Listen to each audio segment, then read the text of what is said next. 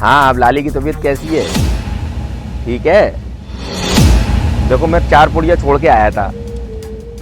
हाँ, एक तो अभी खाना खिलाने के बाद दे देना।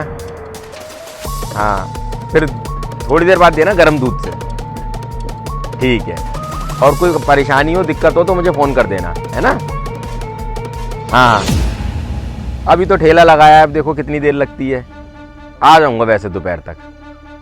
ख्याल रखना, देखो बुखार नहीं चढ़ना चाहिए लाली को, है? चलो रख रहा हूँ। अरे भैया रुकिए रुकिए रुकिए। अरे बाबूजी नमस्कार। क्या सामान चाहिए था आपको? अरे सामान चाहिए था, कुछ प्याज वगैरह चाहिए थी। प्याज वगैरह तुम्हारे पास है नहीं? नहीं बाबूजी, प्याज है ना ये। अरे अरे मेरे पास प्याज थी, इसमें प्याज कहाँ चली गई? एक प्याज बची है। अरे एक से क्या होगा, एक लेके क्या सब्जी में कुछ टेस्टी मालूम नहीं पड़ेगा। एक प्याज ले जाके क्या करेंगे? पागल हो गया, ड्रामे कर रहा है। दाल में अटक जाएगी एक। अरे नहीं बाबूजी, यहाँ पे मैं प्याज लेके आया था। आज सुबह ही मैंने ठेल लगाई है बाबूजी। मेरी प्याज यहीं पे थी।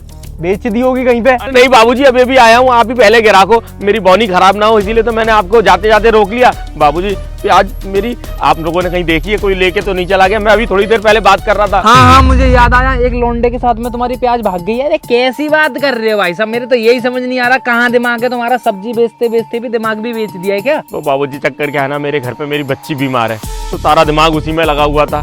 मैं अभी उसको 4 पुड़िया दे के आया हूँ। अपनी बीबी को वही समझा रहा था कि कैसे उसको दवाई देनी है। अरे मैं बता रहा हूँ, इतनी देर में मेरी प्याज चली गई। अरे मैं बता रहा हूँ, यहाँ पास में ना एक डॉक्टर बघेल है, उनसे जाके दवाई दिलवा दो, एकदम 2 खुराक में सही कर देंगे वो। बाबूजी हम गरीब लोग हैं, हम कहाँ से ये डॉक्टर वक्टर से कुछ इलाज करवा पाएंगे? वैद्य जी से लाया था 4 पुड़िया, वही खिलाने के लिए बोल रहा था। अब मेरी प्याज भी चली गई और आपको तो पता ही है कि प्याज कितनी महंगी चल रही है आजकल। अच्छा, तुम एक काम करना, शाम को 6 बजे ना डॉक्टर बघेल पे मिल जाना, हम लोग तुम्हारी बेटी का इलाज करा देंगे। बाबूजी आपको बहुत बहुत धन्यवाद बाबूजी, लेकिन कुछ बौनी करा जाते।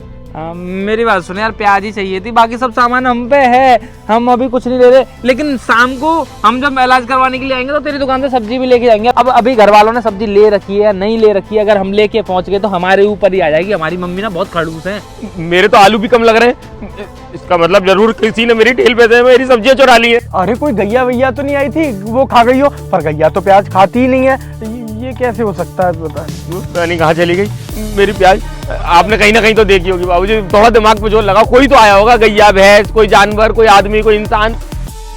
अरे मैंने तो किसी को देखा नहीं, पर हाँ जब यहाँ पे मैं बाइक लगा रहा था तो एक छोटा सा लड़का था, वो तुम्हारी ठेल के नीचे बैठ के कुछ कर तो रहा था, मुझे नहीं पता क्या।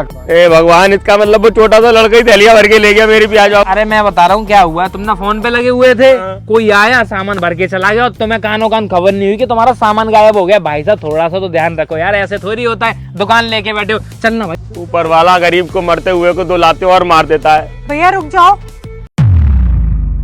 आप लोगों को लगता है कि आपने जो यहाँ पर हरकत करी है वो किसी ने देखी नहीं है?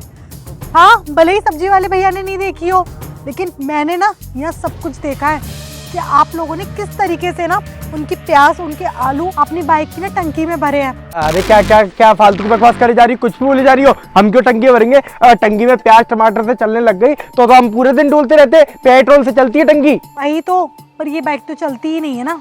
आपने इस बाइक को सिर्फ इसलिए ले रखा है ताकि आप इसके थ्रू ना लोगों की दुकानों पे जाकर, लोगों के ठेलों पे जाकर ना चोरी कर सकें। और रही बात भैया इंसानियत की ना, उसकी तो मैं आपसे उम्मीद ही नहीं कर सकती।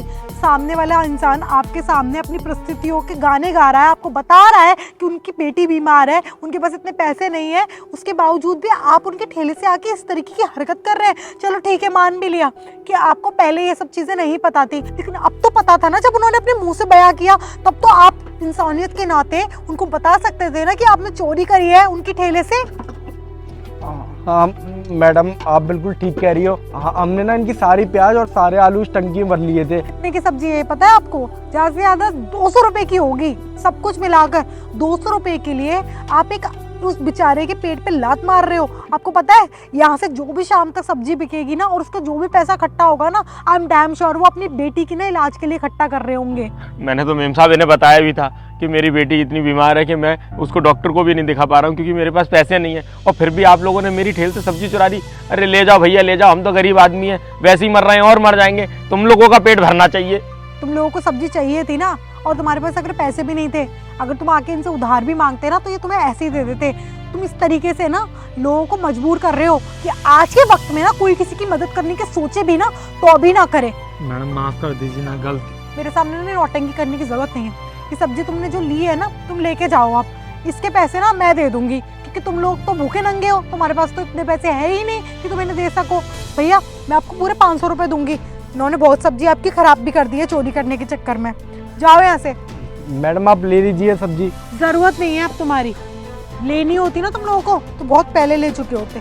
आपका बहुत बहुत धन्यवाद मेम साहब, आपका बहुत बहुत धन्यवाद। भगवान आपको लंबी उम्र दे, खूब तरक्की दे। भैया थोड़ा ध्यान रखो, आजकल ना इन जैसे चोर ना मार्केट में बढ़ते जा रहे हैं। मैंने आपको 500 रुपए कर दिए, आपका जो भी नुकसान हुआ है वो शायद भरपाई हो जाए उससे। बहुत बहुत धन्यवाद।